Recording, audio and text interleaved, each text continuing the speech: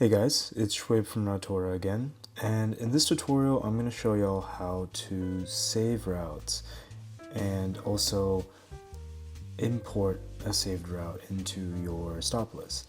So I have about 25 stops here, and to start you have to make sure that you first optimize your route. We can go ahead and see that it has the save button at the top. And so we're going to go ahead and click that, give it a name,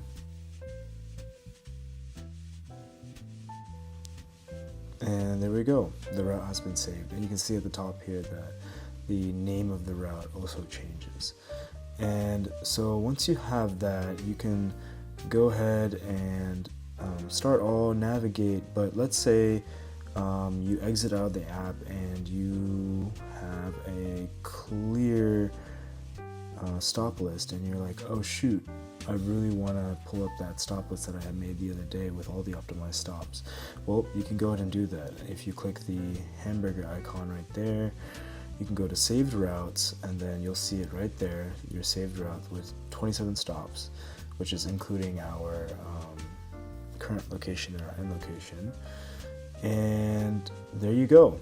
We're right back to that stop list that we created at the beginning of this video. So very simple, very short. That is how you save routes in the Routora mobile app.